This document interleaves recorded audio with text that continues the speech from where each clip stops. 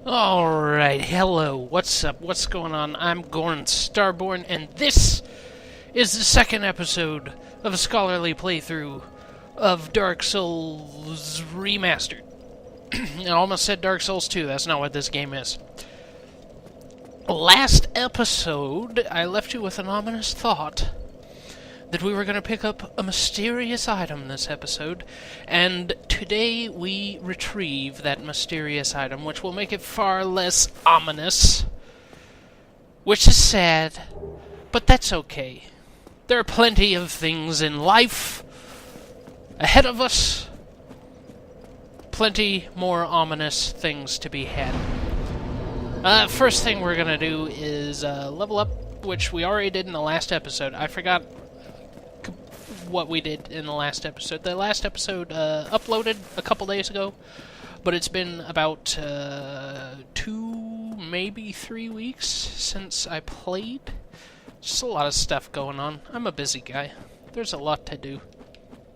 But I am going to try and make more time for this so that I can get... I'm going to try to get... Oh,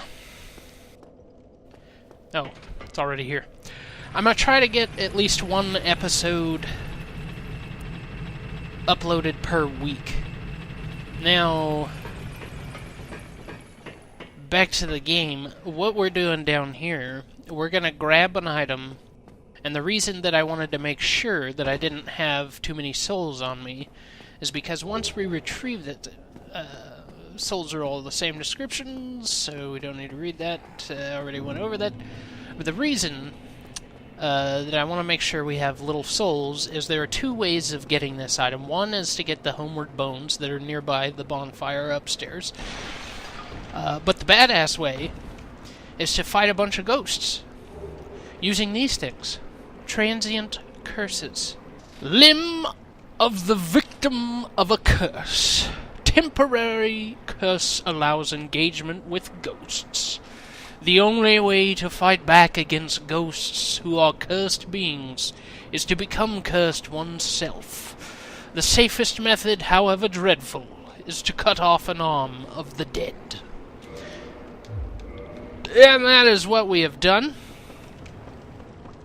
And once we get within range, we're going to use this. But like I said, the badass method of getting this item is to run and grab the item quick as you can, and then turn around and start beating the shit out of the ghosts and try to fight your way back. But even using this to make combat with ghosts possible, we are... this place... we're under level for this place. That's what I'm trying to say.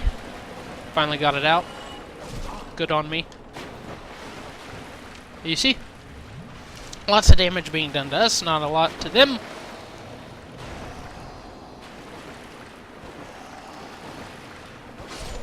But the club is staggering every time we hit them. Those 2 is safe to kill right away, but we're gonna run past, we're gonna grab this item, and then we're gonna try to fight our way back. And I don't know how this is gonna go. Not well.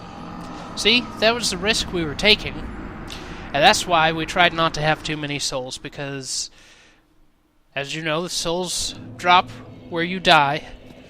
If you fall off a ledge like that, they fall on the ledge nearby. Since that's kind of far away, we don't want to go back there. We'll just leave them down there, and that'll be that. But we made an effort. We tried to kill those ghosts. Didn't work out. You can't win them all. Fire bombs. The bisque urn filled with black powder explodes, inflicting fire damage.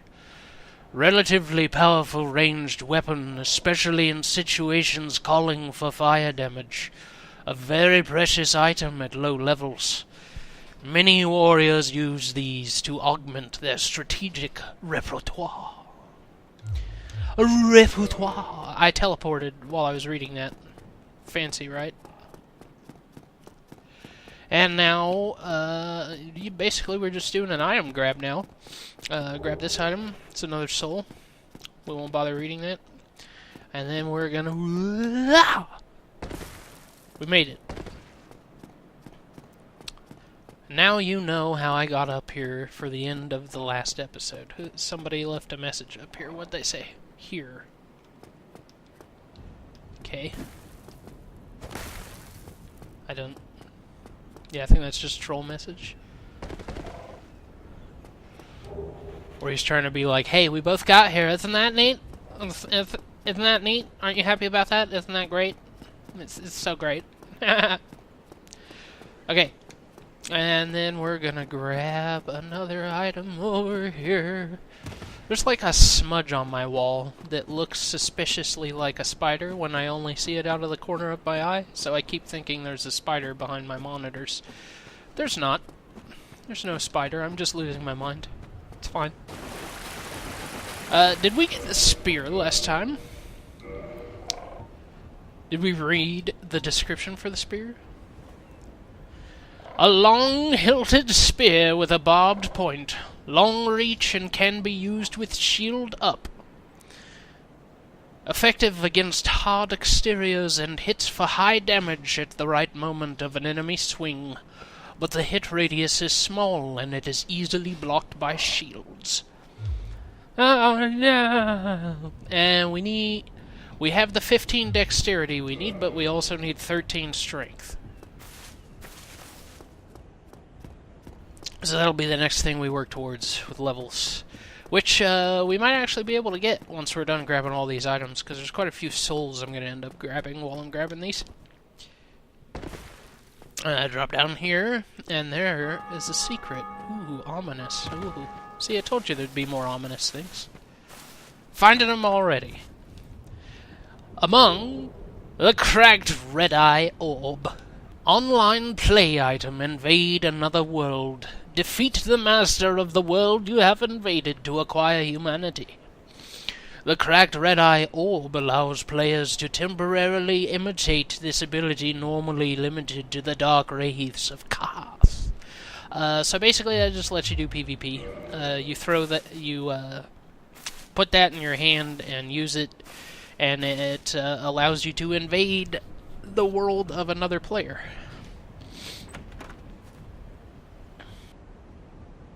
And we have the Morning Star and the Talisman.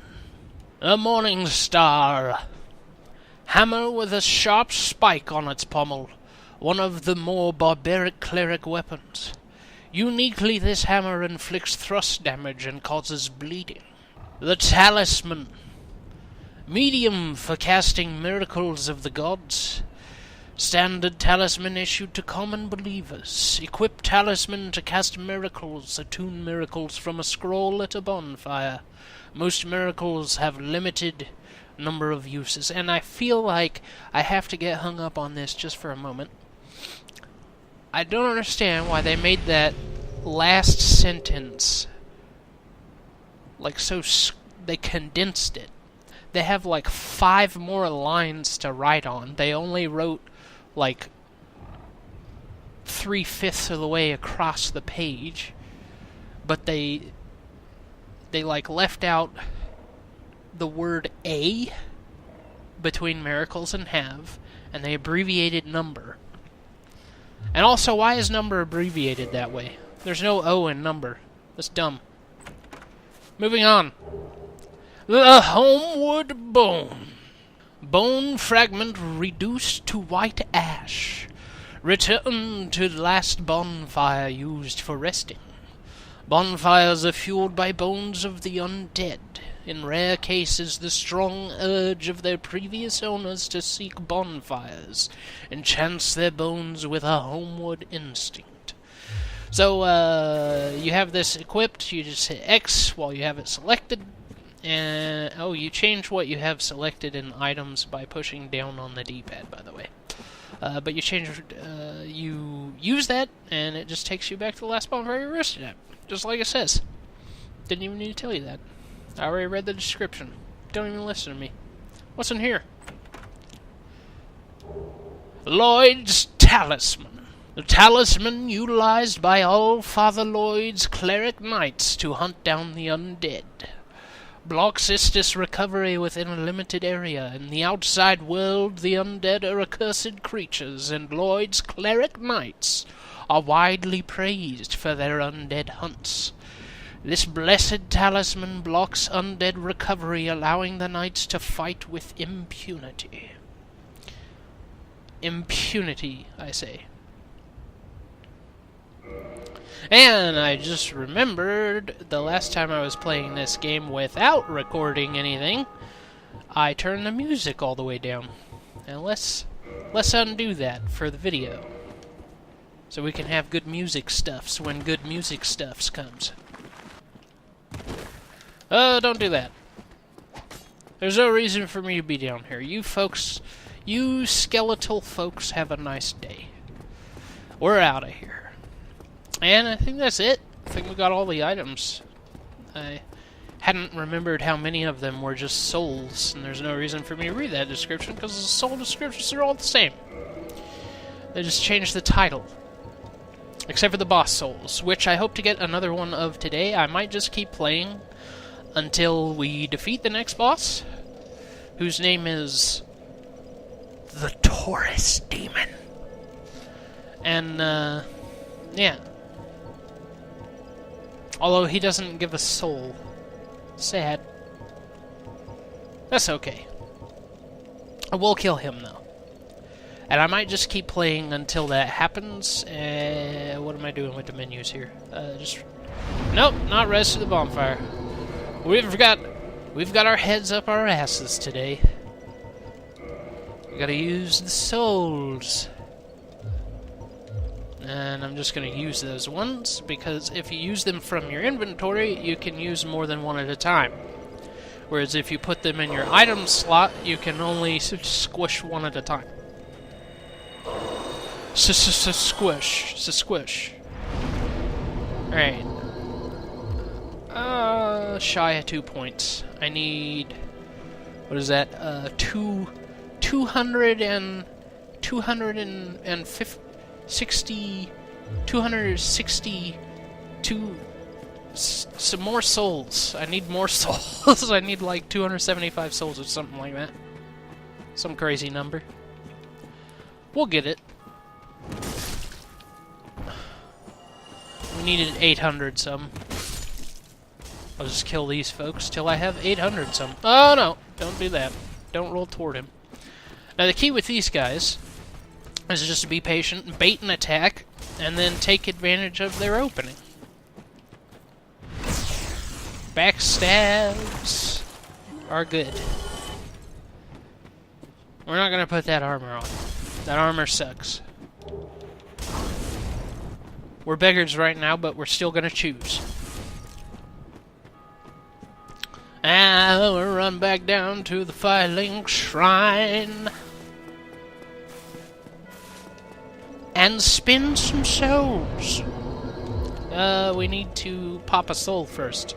We need to pop another soul.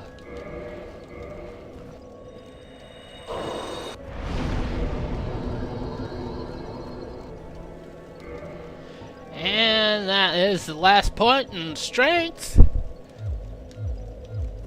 For now, in order to use the halberd, we're going to need to get strength up to 16. Dexterity only needs to be at 12, so we're already at that. We're at 13.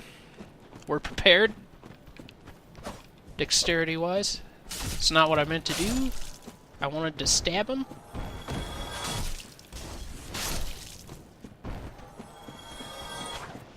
And I'll try to show you what a parry looks like. Just like that. That's what a parry looks like.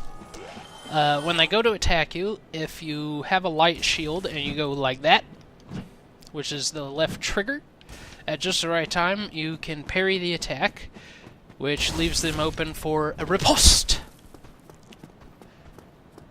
If you parry the attack and then immediately follow it up with an attack of your own, it ripostes, and you get even more damage than a backstab. It's pretty neat. That's a great way to stay in shape. That's not, though. Don't do what that guy did. He wasn't very smart. Or we're gonna run up these steps and stab some more people. See? Okay, what are we doing next?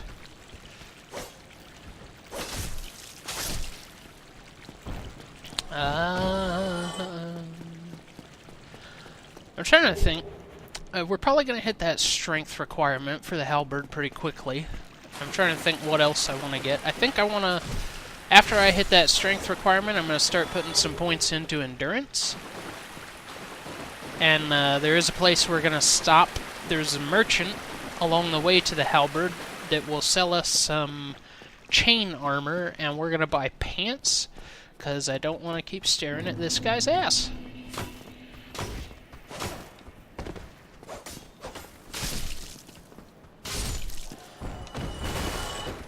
It'll be great to have that. Drop down here, grab another item, bunch of souls, more souls. Souls are always good. We love souls. Give us your souls. They're not using them. They're a bunch of they don't need souls. It's brain food. And they're not using their brains. A bunch of idiots. See that? Oh!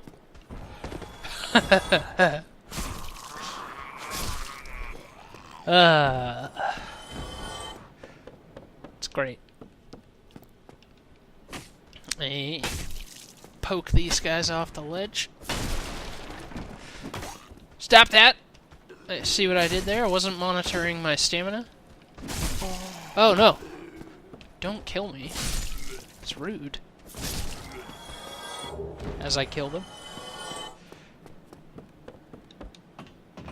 We're gonna try and keep going quickly to this other... There's another item up here. Grabbing all the items. A lot of item descriptions to read. More humanity. We already know what that is. Ah, dang it. You can make that jump.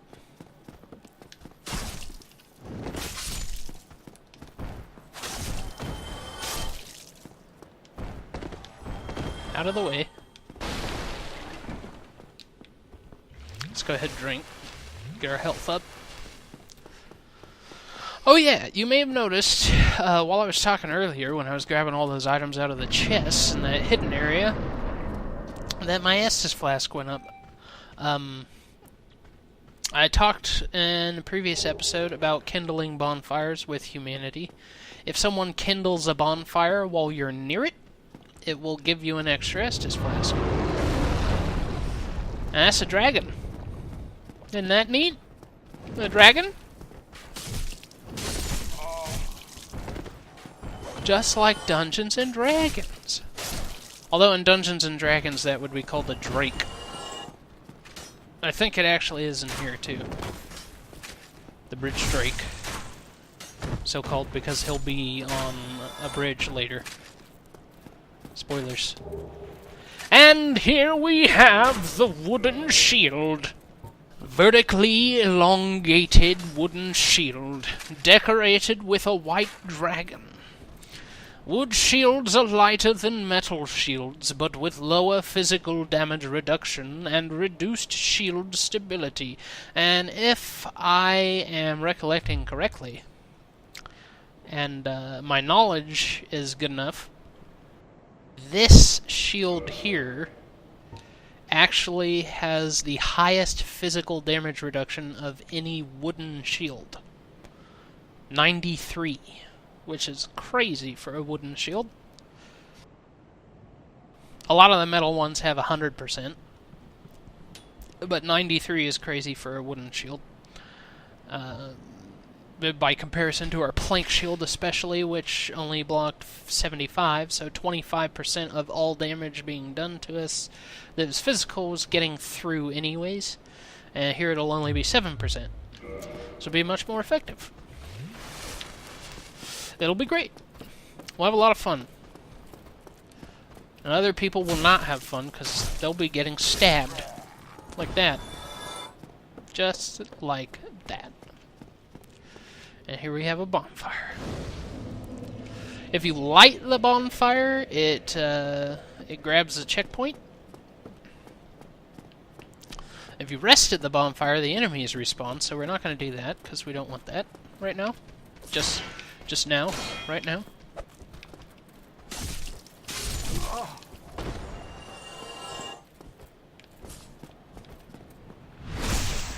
Not very smart. Not a very smart person right there. You didn't do well. No, sir.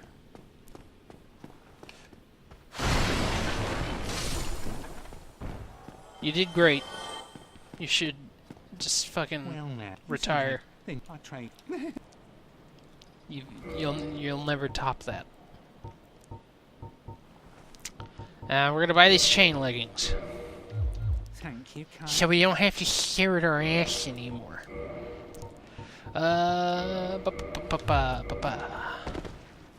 still have a light roll. Fantastic. I guess I don't need to put points in endurance right away. Well, that's good. Ugh.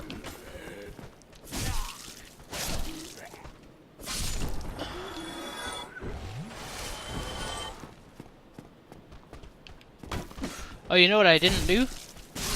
I didn't use that item of great value that I spoke of so ominously in the previous episode, and then ruin the ominous-y... Is that a word? I don't know if that's a word. I must say it anyways. I ruined the ominousity of it, and then I didn't show you what it did. But we got throwing knives. Used as a projectile, throwing knives have limited range and accuracy compared to arrows, but offer a quick and easy ranged attack. Undead who lack other means of ranged attacks will do well to stock a few of these. Yes, they will. Okay. I did not mean to do that. That's real annoying, because there's an item we need to get over there. Excuse me 1 second. There we go. That's what we needed.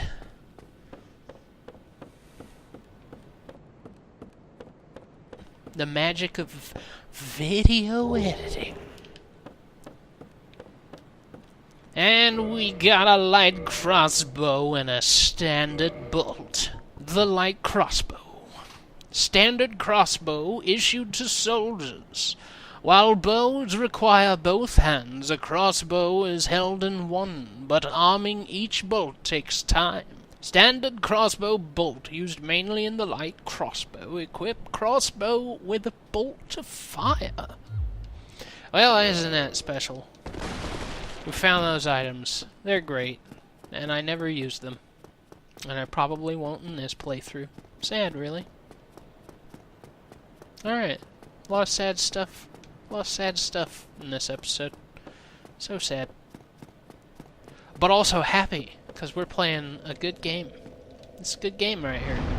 You should pick it up. You'll be glad that you did.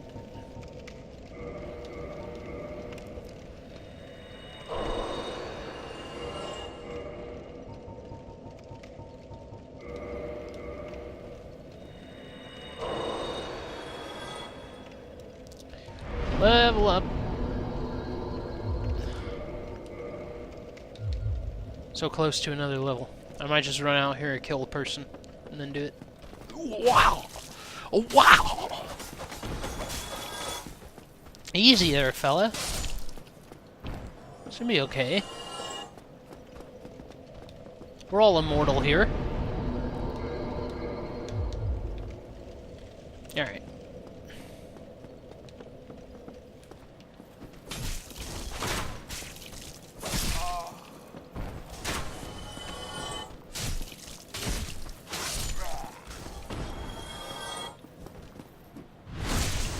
He didn't react very fast. He should have moved faster.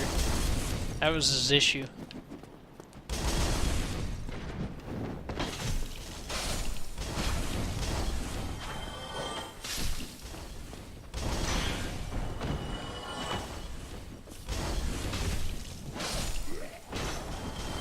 Clumsy elves. The battle axe.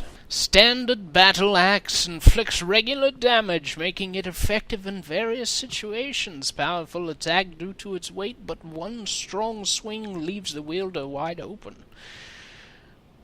So timing and proximity to the enemy must be judged carefully. Sorry, that was wrong, not strong.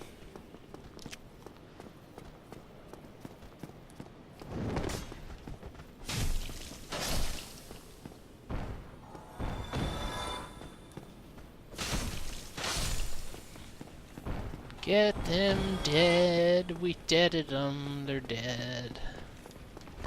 Over here, we have a Ziblik firebombs, which have pretty much the same description as regular firebombs, only they're black. Black bisque urn filled with black powder. Yeah, literally the only thing they changed is put the word black at the beginning of the description. Same stuff. More enemies to... Ow! Stop it. Stop it. Stamina starved myself there. Not very smart. Not very smart at all. It's okay though. We didn't die. Then we're gonna run up here and attack these guys that've been throwing bombs at us. How rude. Rude, rude, rude. No.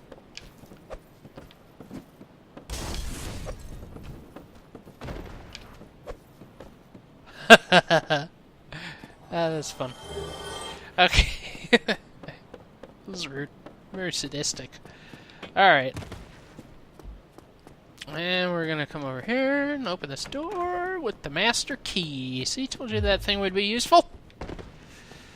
And in here we have some pine resin, which is resin you apply to your weapon to make it lightning-y. Rare pine resin which emits golden sparks, applies lightning to right-hand weapon. Affected weapon inflicts rare lightning damage, making it effective against targets which are resilient to both magic and fire. Very effective against dragon family foes. Dragons don't like lightning. Fantastic.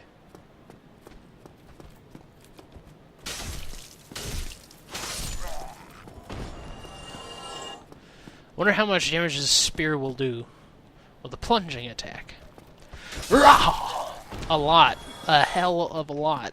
Okay. Fantastic.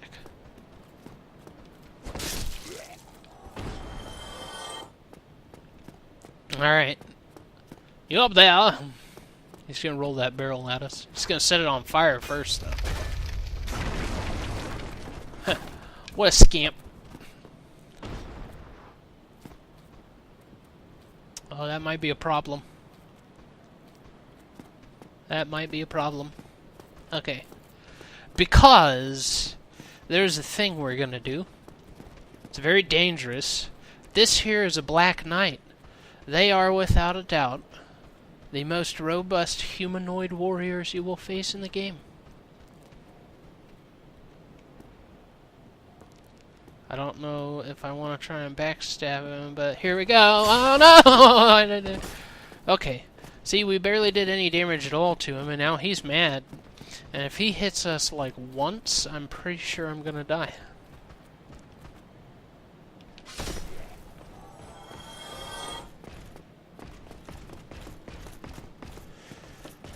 He usually can't make that, and he didn't. And there you go, we cheese to fight with that Black Knight. Isn't that great? And if that fails, when he drops down, you just make... Damn it. Make sure you go on this side of the boards when you're running away. When he drops down, just make sure you stand right here. When he comes up to you and he goes for an attack, you juke him like this, and you run under the boards. Then you run over here, and you drop down.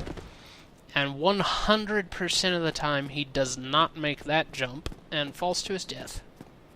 That's how you choose to fight with him. Later, I'll show you how a fight goes when you don't cheese it. The blue tearstone ring is what he was protecting. What does it do, you might ask? The rare gem called Tearstone has the uncanny ability to sense imminent death. This blue tearstone from Katarina boosts the defense of its wearer when in danger. Nice. And we didn't read this one either. The Ring of Sacrifice. This mystical ring was created in a sacrificial rite of Velka, the goddess of sin. Its wearer will lose nothing upon death, but the ring itself breaks. Nothing. You'll lose nothing upon death, but the ring itself breaks. That's what I just said to you. Remember? Okay. I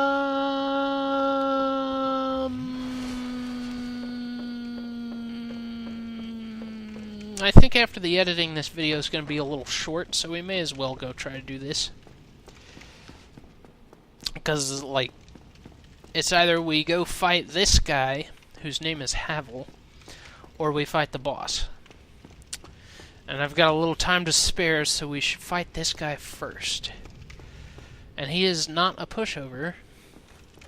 That's him.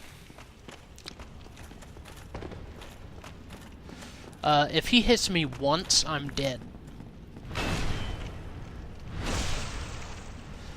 And I do almost no damage. Cool. This would be a real treat.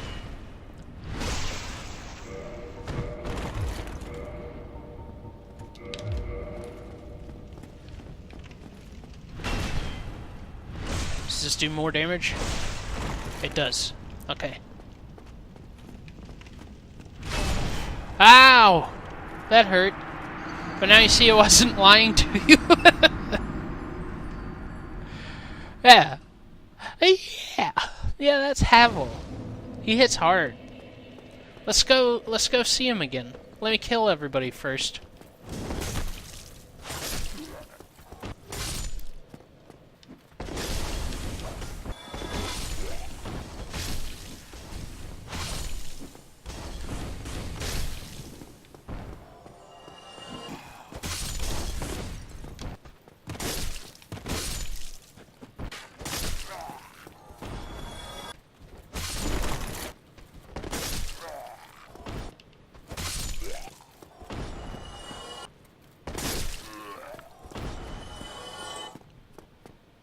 Okay, and now we're gonna go fight him again. Because I didn't learn my lesson. No, sir. And it's actually pretty easy to avoid his attacks. It's just all that craziness with me changing weapons and trying to position myself certain ways screwed things up. It's usually pretty easy to avoid his attacks. Might just take a little while to wear him down. Doing 46 damage per backstab is going to take some time. Especially if I miss.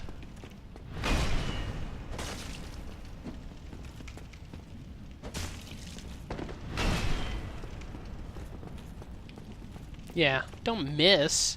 Damn it, don't be missing. What are you doing, Havel? Trying to fake me out?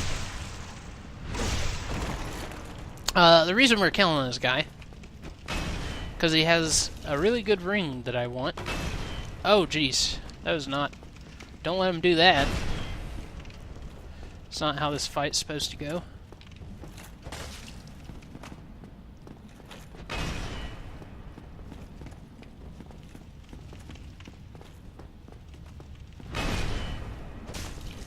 Look, get the backstab. There you go. But yeah, the ring just greatly increases your equipment load, which I talked about in the first episode. It just determines how much equipment you can carry and still be able to move around effectively. But as you can see, like I was saying, his attacks are not too difficult to avoid. It just takes time to whittle him down. And it's just going to be more of the same for the whole fight, so I'll speed it up a little bit for you.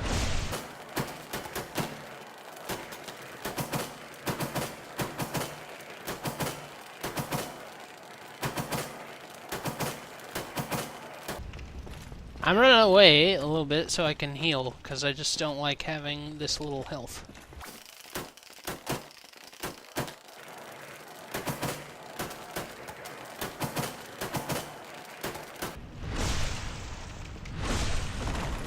And that's Havel dead. And we got Havel's ring. Which we'll be putting on. This ring was named after Havel the Rock, Lord Gwyn's old battlefield compatriot, the late Havel the Rock. Havel's men wore the ring to express faith in their leader and carry a heavier load. And as you can see here, our normal load is 51. With Havel's ring, it's 76.5, so it increases your load by 25.5, which is fucking weird. Never noticed that it increased it by precisely that much.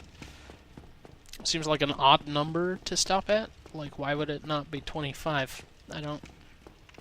Anyways...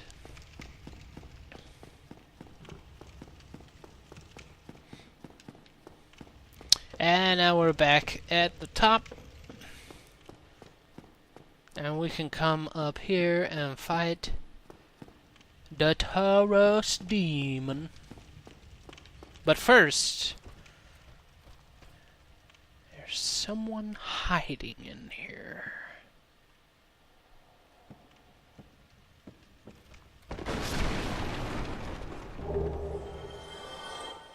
Yes, sir, there are little crystal lizards that run around, and they drop Titanite, which is the stuff that upgrades your weapons and armor.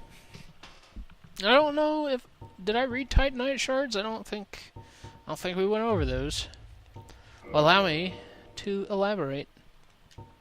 A Titanite shard for weapon reinforcement. Larger Titanite material reinforces standard weapons to +10 and raw to +5. Titanite shards are fragments of the legendary slabs. Titanite is etched into weapons to reinforce. Now there are smaller ones just called Titanite shards. You use those to get your weapons to +5. And then you use the large ones to get them to +10. The chunks will get them to +14, and you need a slab to get them to +15. The Twinkling Titanite, this weapon-reinforcing Titanite, is imbued with a particularly powerful energy, reinforces weapons that cannot be reinforced normally to +5. After this Titanite was peeled from its slab, it is said that it received a special power, but its specific nature is not clear. And then Twinkling Titanite, I believe, is used to upgrade dragon weapons and Black Knight stuff, if I'm remembering right. And there's some freaky footsteps of some individuals that are unsavory upstairs. Some unsavory individuals at the top of the tower. Not to worry, we're gonna kill them. We're gonna kill the unsavory individuals. It's important to kill these guys because we're about to fight a boss. And if you do not kill those guys before you fight this boss, they will fire bolts from their crossbows at you while you're fighting him, which is just rude. There he is. And now we run this way. And just like the Black Knight, we're gonna cheese this guy. You ready for it?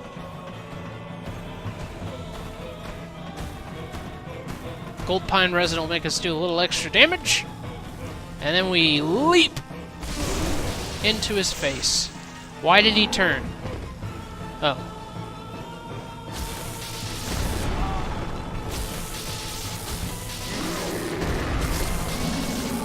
And there we go.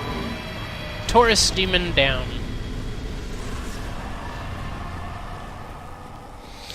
Like I said, he doesn't give a soul, but he gives us humanity and a homeward bone, and 3,000 souls. Nice. He doesn't give a soul, but he does give some souls. Other bosses in the game will give you, like, straight up their soul, and you can use those at certain blacksmiths to create unique weapons. But here we meet the first friendly NPC of the game, the Sunbro, or as he calls himself, the Knight Solaire. Ah, hello. You don't look hollow, far from it. I am Solaire of Astora, an adherent of the Lord of Sunlight. Now that I am undead, I have come to this great land, the birthplace of Lord Gwyn, to seek my very own son. You find that strange? Well, you should. No need to hide your reaction. I get that look all the time. I like Sombra. Oh, aha. So I didn't scare you. I have a proposition, if you have a moment. Yes, I do have a moment. The way I see it, our fates appear to be intertwined. In a land brimming with hollows, could that really be mere chance? So what do you say? Why not help one another on this lonely journey? Let us help one another. This pleases me greatly. Well then, take this. The White Sign Soapstone. We are amidst strange beings in a strange land. The flow of time itself is convoluted, with heroes centuries old phasing in and out. The very fabric wavers, and relations shift and obscure. There's no telling how much longer your world and mine will remain in contact. But use this to summon one another as spirits, cross the gaps between the worlds, and engage in jolly cooperation. Of course, we are not the only ones engaged in this, but I am a warrior of the sun. Spot my summon signature easily by its brilliant aura. If you miss it, you must be blind.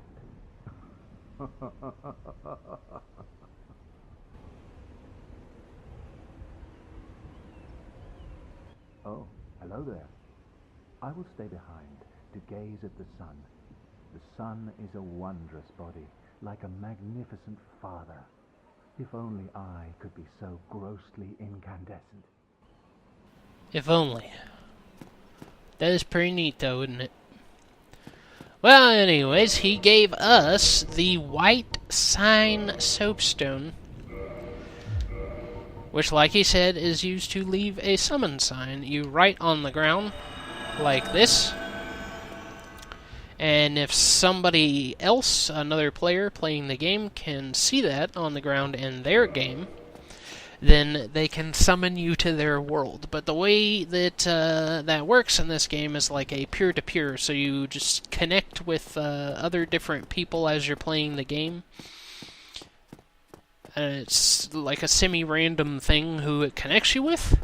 So it's actually, if you're wanting to play with friends, it makes it kind of difficult to play with friends. It's a good system, they just implemented it poorly, I think. But be summoned to another world as a phantom, throw your sign and defeat the area boss to acquire humanity. In Lordran, the flow of time is distorted, and the White Sign Soapstone allows undead to visit one another. And that's the White Sign Soapstone. And now we're going to run this way, and you remember that Drake that we saw earlier that I called a dragon, but then I realized is actually called a Drake, and he's going to blow fire at us. But it's okay. We got away from him. And now we can kick this ladder down, and there's the bonfire from the undead bird that we saw earlier. Isn't that great? I'm gonna go ahead and get our strength to 16. And then put 1 point in endurance, and let's put a few in vitality. So we can be a little healthier. And that'll be great. Now I want to run past the bridge drake. And then we'll probably call that a video.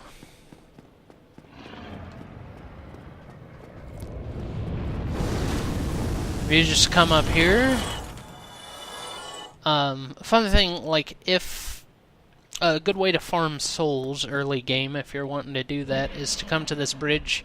You just run up the stairs, get onto the bridge, get him angry enough to, like, start blowing fire, which all you have to do is just walk onto the bridge. Then you run back down the stairs before he actually blows the fire.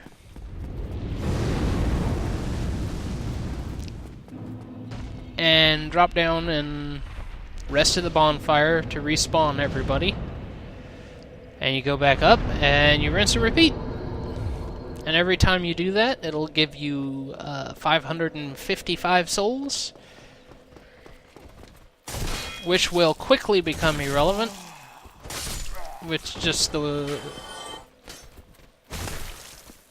crazy amount that the number of souls you need to level up, like the crazy amount that it goes up by. Like, it increases exponentially, like, not strictly exponentially, but, like, by a lot. It goes up by a lot pretty quickly. You'll very quickly need too many souls to level up for that farming method to be effective. But we've made it across the bridge, we've opened the gate, we've found the Sunbro altar. You have to come back here a little later in the game after you've talked to Sunbro in a few different locations, and he'll be standing here. You can join his covenant, and he sells you, like, lightning spears and shit, and it's pretty sweet. You can be Zeus and junk. But that's gonna do it for this episode. In the next episode, well, you know what? Yeah, in the next episode, I'll show you what the, that ominous item that we retrieved, does. Which I just realized I didn't read the description of that. Let's read the description of that, shall we? What does it say? Each fire keeper is a corporeal manifestation of her own bonfire, and a draw for the humanity which is offered to her. Her soul is gnawed by infinite humanity and can boost the power of precious Estus flasks. It can be used to gain humanity and restore HP at the cost of losing the Firekeeper soul to reinforce the Estus flasks. Yeah, we want to use that to reinforce the Estus flask. It'll change every time you use one of those. A plus appears next to Estus flask there. It'll be a +1 the first time, and it goes up to, I think, 7. And we'll be doing that next episode. I'll show you how that's done. It'll be great. But you all have a wonderful evening, or day, or night, or whatever time it is where you are, whatever's appropriate for after that, you just have that. You have it. Alright? I'll see you guys next time. Bye-bye.